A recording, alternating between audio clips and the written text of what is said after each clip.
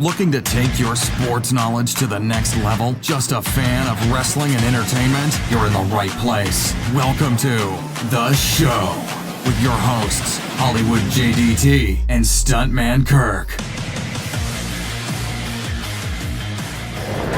Ladies and gentlemen, welcome to this episode of The Show. I'm Hollywood JDT here with Stuntman Kirk and with a very special guest, Greg Guler, right?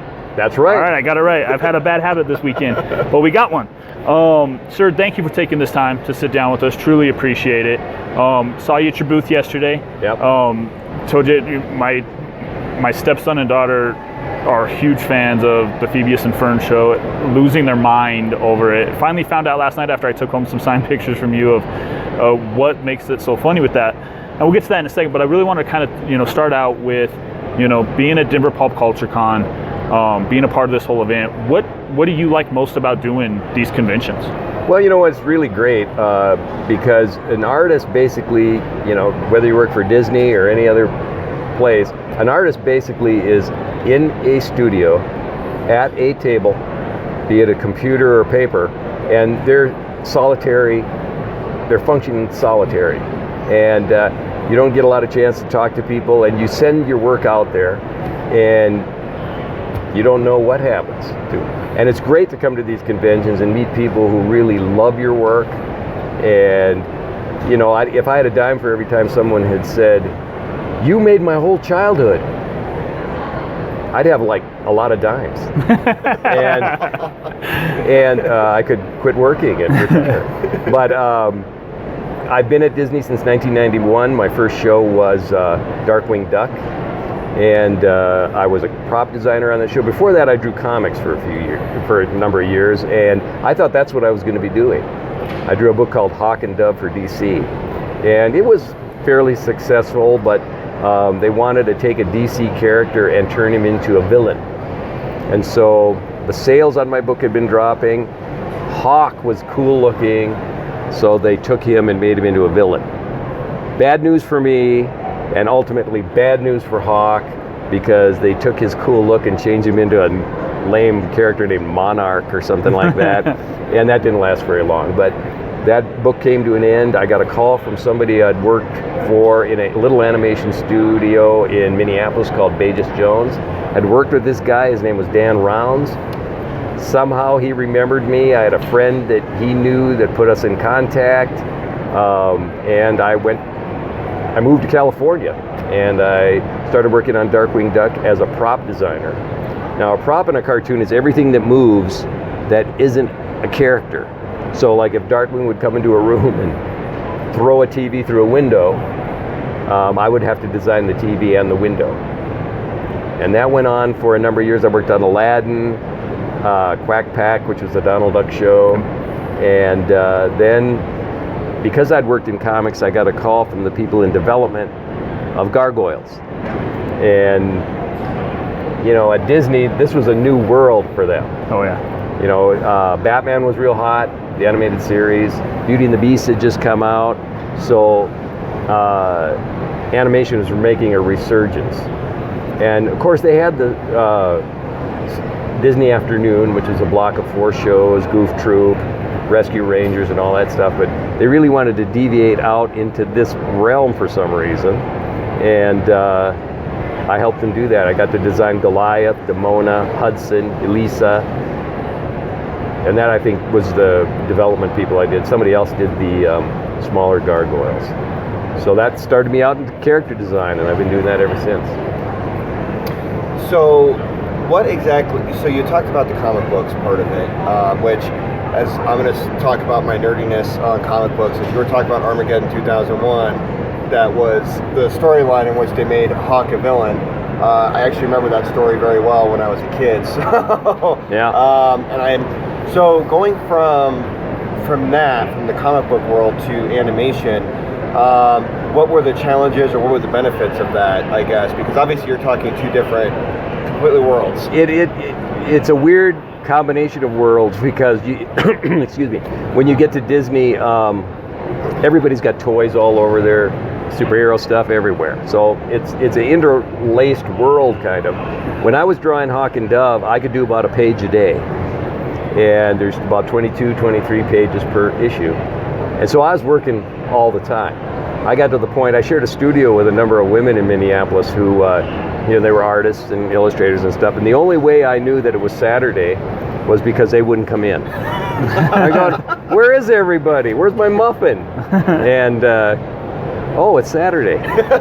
So that was starting to get old. And when I got to Disney, they gave me a list of stuff to do. And on Wednesday, I turned all the work in, and they said, you have 2 weeks to do this. And I said, I have 2 weeks to do that little amount of work? So I thought, that's so great. And then you adapt, and the cool thing about going to Disney is everybody there is really great. 99% of the people are really excellent at what they do. They really care about what they do. The Disney Corporation and the Disney artists and creative people are two different things.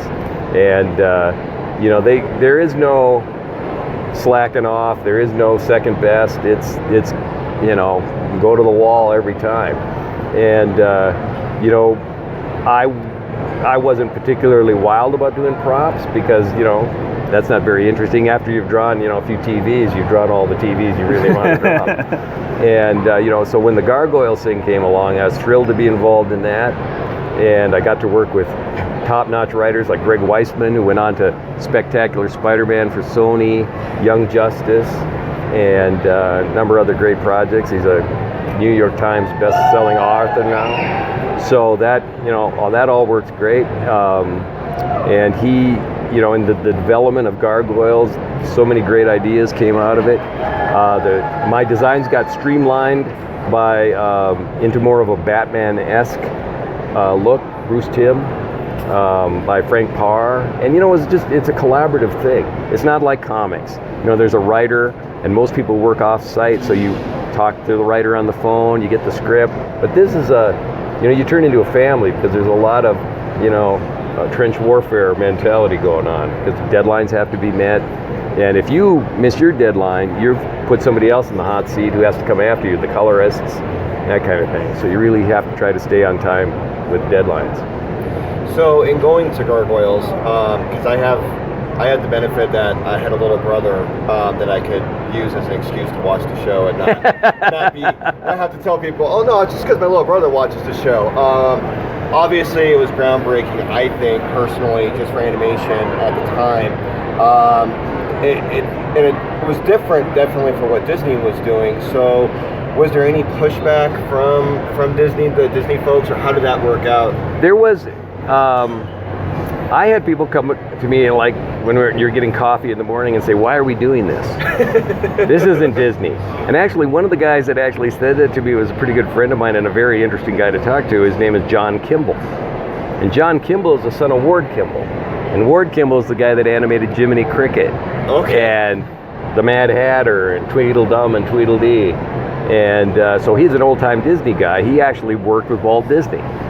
And I kind of would have to avoid John because I knew that every time I ran into him, we'd start talking and 3 hours would go by. And because, he had great stories about how Walt Disney showed up at his house and laid out Disneyland on the kitchen table for him with a bottle of bourbon in his hand and stuff like that. And he said, why are we doing this? And I said, John, you know better than anybody that if Walt Disney was alive now, we'd be doing all kinds of stuff. You wouldn't just be doing ducks. Yeah. Walt moved on to, live action features and nature programming and TV when it first started. He wasn't one of those guys that made 3 Little Pigs and it was successful. So he made 4 Little Pigs, right. and, 20 Little Pigs. No, it was always, this was good, but what can we do next? What's going to be better? Let's do a wide array of things. Of course, there was some concern because the Gargoyles, of course, looked scary. They looked demonic, and actually the only note they really gave me when I started designing Goliath was we want him to have the majesty of Cherubog from Fantasia. Because you can't put feather wings on this cool guy. Batman was hot. And so Greg Weisman, the creator of the show, came up with a great... We were in talking to the executives, and he said, well, of course, that bad characters always have the forward-pointing horns on their head, because there was concern that they were going to look like the devil. And he says, bad gargoyles have the forward-pointing horns, but good characters like this, demonic-looking characters, have the horns that point back, and more than two. So that's why if you look at the gargoyles, they either there's one that a couple of them have only two, but they always point back. Yeah. So that in a non-threatening way. And I'm sitting there in this meeting thinking, what? And so we come out of the meeting and I go, Greg, that's not a thing in comics. And he goes, I know, I just made it up. But they bought it. So, and the whole thing about their wings folding over their bodies, that was so that when the guys are storyboarding them, you can see characters behind them. Because it's very hard to compose a scene if all you've got is one guy's head and big wings covering up everything in the background. All genius stuff. And, I think Greg, or I can't remember who came up with that, but the one thing I came up with was, other than designing them, was that their eyes go white when they're angry and when they're first waking up. Yep. And that was because when I was a kid, I had a character that would, when he got angry, his eyes went white like that. And I was just stealing it from Batman, because I always thought that looked cool that he had the white eyes, and also then you don't have to draw eyeballs. Yeah. So that was how all that unfolded. So I'll ask one more question. No, you're good. Back to you. So obviously with Gargoyles, you talk about Darkwing Duck, Quack Pack. A lot of those shows had a tremendous impact, I guess, on youth, on young people who just like nonstop watch, right, when they come home or on Saturday mornings. When you come to these conventions and stuff, and you talk about how the fans of your work that you get to talk to, do you have adults such as me or Josh here that come up to you and say, hey, I loved your work, I watch your shows all the time. I still watch your shows. I don't want to admit that out loud too much, but I'm 35, 36 years old. If you're ever going to admit it, this is the place to do it. Yeah, I have a lot of that. And, on one hand, it makes me realize how long I've been doing this and how old I am. When, some guy, I went in the Army yesterday, but I remember when I was an infant, I used to watch, and it is great because, they'll come up and they'll look at my banners and my stuff I've got on the table there and say, this was my whole childhood. And, I don't have everything that I worked on during those years because I don't have a big enough table, but, I worked on a lot of stuff. Sometimes I worked on things that I didn't stay on, like Kim Possible or Recess and, gosh, what are some of the other ones? Pepper Ann, and these shows I just contributed some stuff.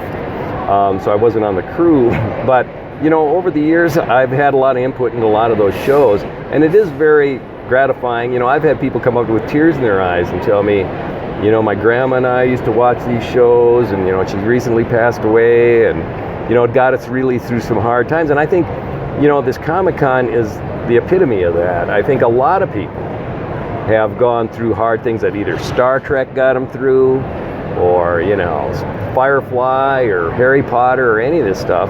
And it's great to contribute. You don't think about that while you're drawing, and it's probably good, because if you thought that so much about the impact that your artwork and your work might have, you'd freeze up and not be able to do anything. But it is very gratifying to have people say that. Going off that, we kind of started out our show as a way to get away from the darkness in the world, be able to just talk sports, talk entertainment, talk pulp culture, and just be able to talk those things without having to talk about, hey, what happened at work, and get into those things that just the world is not always the best place. So it being here, just that get away from it, being able to to have that where you do give people that inspiration to get away from that darkness, and to be able to give them an out somewhere that they can get away from what's going on in their life for whether it's 30 minutes or longer. Right. What's kind of the most inspirational character that you feel like you've kind of created and been able to develop? And Well, I'd have to say Goliath and the Gargoyles were a big one, because there was a lot of stuff in that show. I don't know if you remember, there's an episode where Elisa gets shot with her own gun. Yep. Where Broadway accidentally shoots her. Yep. And that was a big deal. There was blood on the floor. And, there's a lot of a lot of talk about how that should be done or whether it should be done even. But I think that show, with all the concern there was for how they looked, and the overcoming of the prejudice of how looks indicate whether or not you're a good or bad person. I mean, that's an important thing. And, we knew this was going to happen. What was funny was when we went we were at a panel at San Diego about Gargoyles. And I was sitting next to Keith David, who's the voice of Goliath. And, we didn't know how the show was doing. Disney was kind of scared of it. At first they advertised it as Buena Vista's Gargoyles because they didn't know if the Disney name on it what was gonna happen. And all these people started coming into this panel, and we're sitting up there, and it was almost all moms and kids. And I'm looking at this and I'm thinking, I know what's going on. It's Keith David's voice. It's it's Goliath, who they're attracted to. And I said, you know what? They're not here for us, pal. They're here for you. So you just do all the talking. But that was an important one. I think Phineas and Ferb is also very important. I've had a lot of people come to me and say, I have an autistic son or daughter, and the only time I can really get this child to interact is during Phineas and Ferb. And, it never occurred to me. And one time I was back in California, and I said to Swampy Marsh, I said, has anybody ever talked to you about that autistic children seem to really react to the show? I don't know if it's colors or what it is. And he says, well, Ferb's autistic. And I said, he is? I've been working on this show 8 years. But I didn't realize it. I expected more people to ask the question why he has green hair. But, so that, when you hear stories like that, my mom, it's similar to sports. I talk to a lot of guys that say, the only time my dad and I could get along was when we were sitting down and watching a ball game. And it's a little like that because families get together, they watch Phineas and Ferb, and there's something for everybody in it. And so they, even if they're dysfunctional in some ways, this can be a short respite from that, and they can, just enjoy being around. And then they've got something to talk about the rest of the time. When tensions get high, they can just say, hey, you remember Meep? And stuff like that.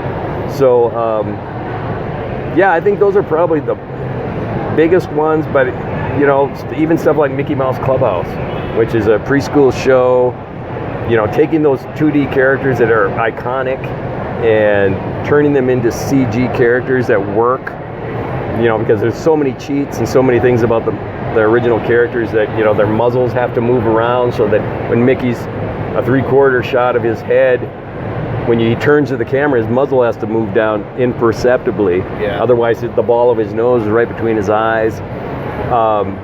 And, knowing that you're bringing these classic characters that I grew up with on like Mickey Mouse Clubhouse and Walt Disney's Wonderful World of Color to a whole new generation of kids, because I think they were very dangerously close to becoming corporate symbols rather than the characters we all loved. And they aren't exactly the same characters anymore that they were when, Walt was making cartoons where Huey, Dewey, and Louie would fake their deaths by putting chicken bodies in their beds, and Donald thinks he accidentally killed the nephews. We watched all those cartoons and we're like horrified. Geez, that's pretty dark.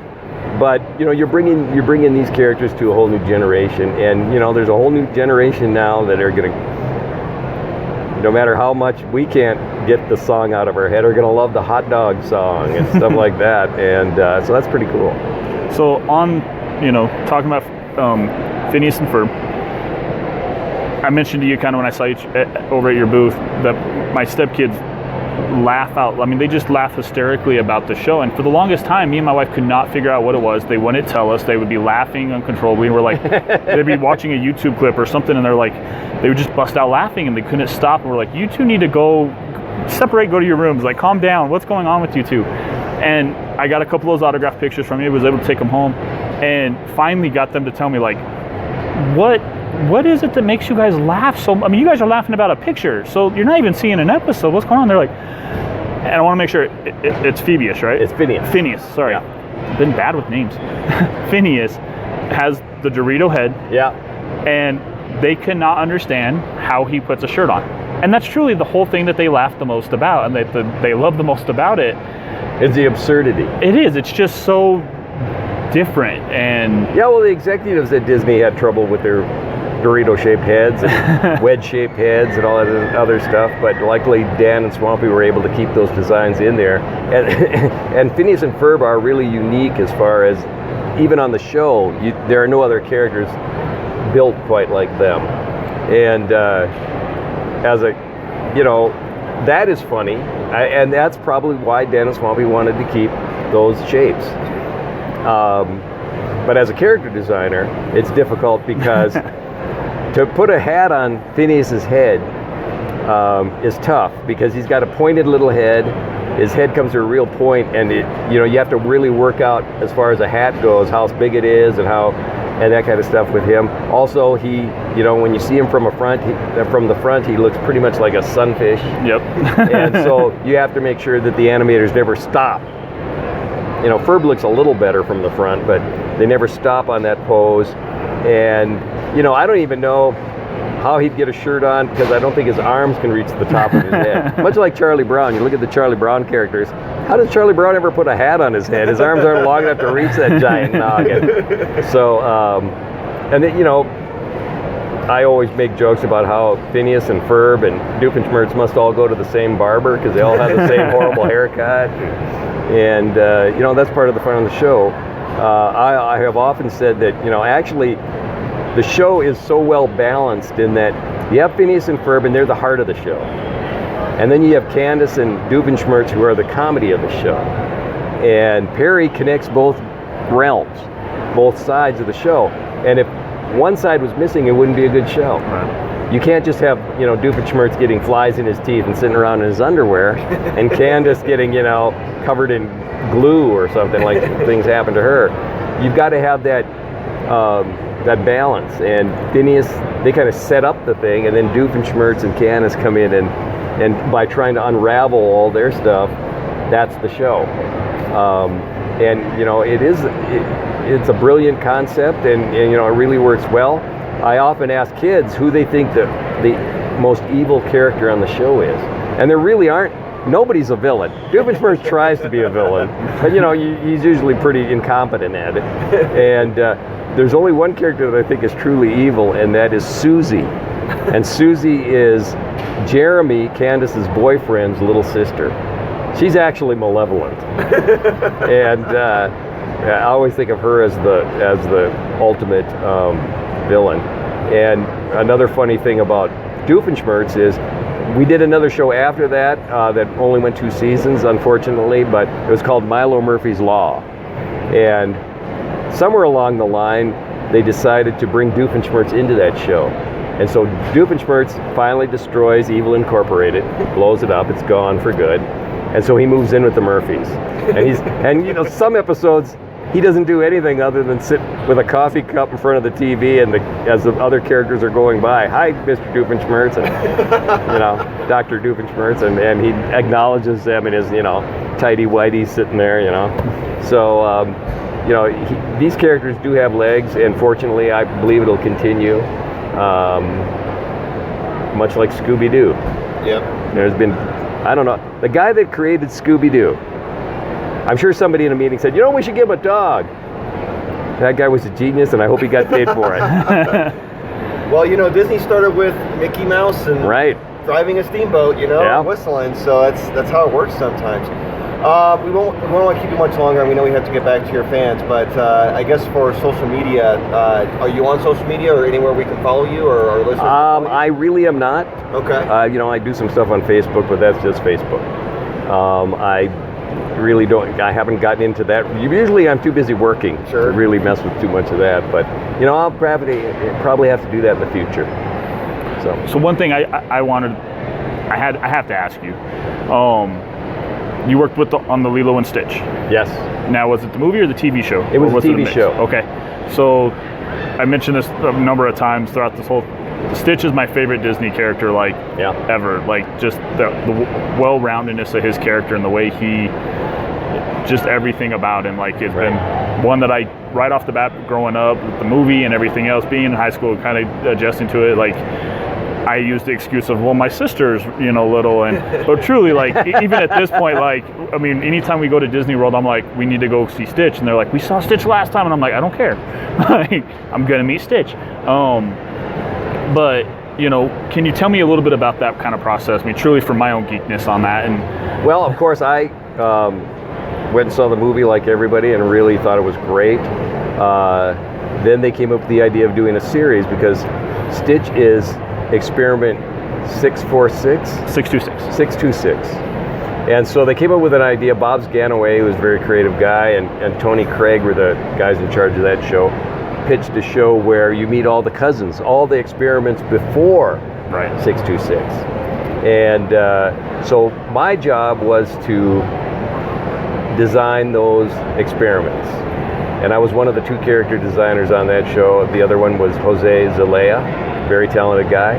And between the 2 of us, we came up with all the experiments that were on that show. And I don't think we ever got into the 400 realm on that, but it was a lot of fun trying. Chris Sanders, who's the actual designer of that show and probably the creator of the movie itself, he probably pitched it. Phenomenal artist, and so the only challenge is to try to be half as good as him. And sometimes we did and sometimes we didn't, but we're on a TV budget and a TV schedule. And sometimes we hear people say, well, how come it wasn't as good as the movie? Well, because we had 2 weeks to do it.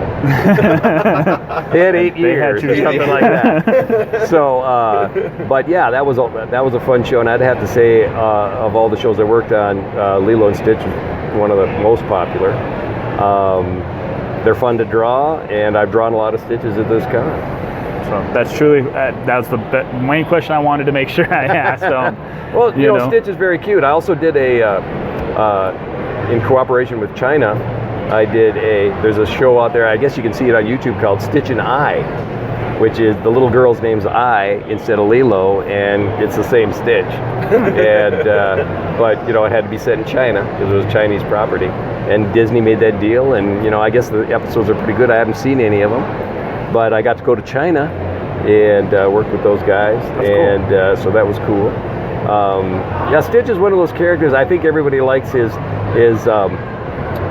capacity for mayhem as well as good things. Right, and I truly think that was like, we just watched the movie again a couple weeks ago when it was on TV, and I think that's one of the best things. Like, he starts off as just this truly like a teenager kind of attitude of just like, I'm doing whatever I want, everything's mine, and I'm just destroying whatever, and I'm not caring about nobody. Right. And then he really gets the family, and he gets people that he realizes care about him. Yeah. And he gets that other side of him, but still has that side where he's like, capable of I'm going to destroy whatever I want tomorrow. And the thing about that, with all animated movies now being CG, I think it's a great loss of there's a certain kind of comedy that you can only do with drawings, because if the world gets too real, then the things that happen get too painful. Right.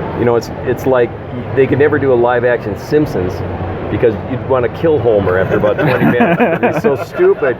And if you're an adult with Bart, you're like, I'm going to strangle that kid. And that's not it. Watching Homer Simpson strangle Bart isn't funny if they're real people. Right. It's scary. Yeah. A good example of it is this new Aladdin movie that came out. And I loved the first, of course, the animated one. Sure. I love it. But you know what? I know there are a lot of people that will probably love this live action version. But to me, the songs are like the central point of Aladdin. Right. They're great, but they're so cartoony in their construction, and what they're saying is so cartoony that it's weird to see real people say those lines to other real people. It's like the first time, I read comics, Batman and Robin, and I remember when I was a kid, I saw some old serials with Batman and Robin.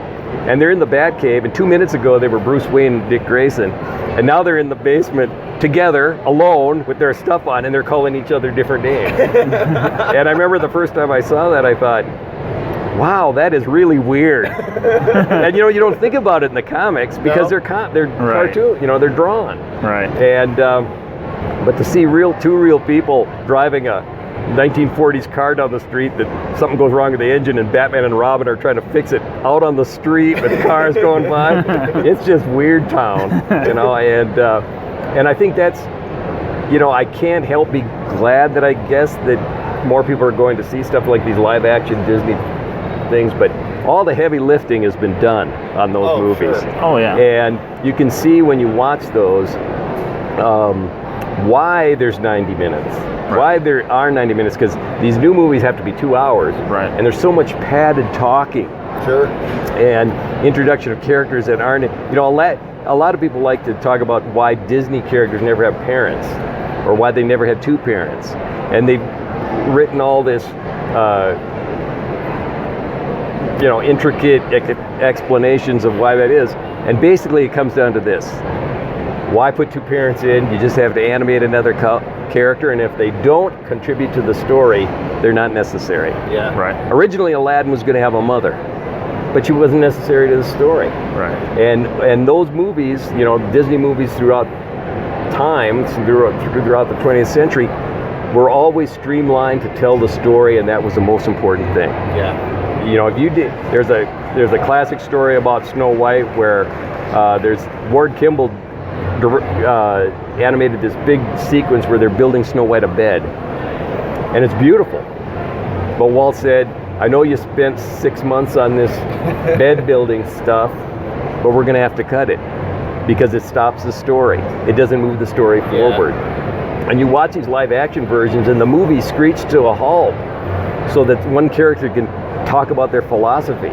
Right. Well, you show that, you don't say it. And that's something we talked about too, because we've seen the live action. Yeah, we did a show on it talking about it. Yeah, and we talked about Jafar's a perfect example of that. In the original movie, he's a bad guy because he's in red. He's got the mustache, the Boris Karloff face. Yep.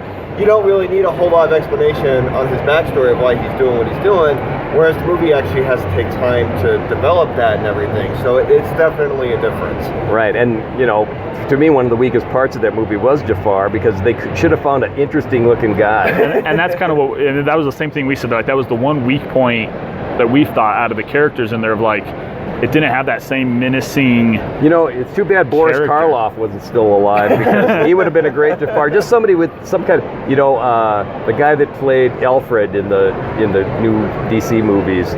He was Scar. I'm blanking on his name. Jeremy Irons. Jeremy Irons, or somebody like that. Somebody with some gravitas instead of some guy that could have been one of the guards. Yep. Anyway, so things change, and hopefully we have to move with them. This Lion King thing looks really great. We'll see how it works. Yeah, sure. No, I agree. It's one thing to see Mufasa die in a cartoon. Right. It's going to be a whole lot different when you put in that live. A little distance between you and those characters when they're drawn. Right. It's not as real, and there's a big difference seeing the dead lion. Oh sure. With a little cub next to it. Right. I don't know. We'll see what happens if they ever remake Bambi. The mom will live. She'll only be wounded. Well, Greg, thank you so much for taking this time. I don't want to keep you any longer. I mean, this has truly been hands down one of the best interviews we've been able to sit here and do. Just a full good talk. Great. But thank you so much for taking this time.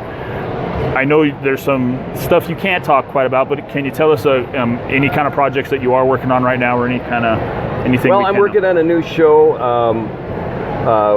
The creator of Bob's Burgers has a new show coming out, Lauren Bouchard, and I'm working on that right now. And it's a great show, and I hope everybody gets to see it soon. All right. Well, guys, thank you guys for listening. This is the show. We will catch you guys soon. Thank you.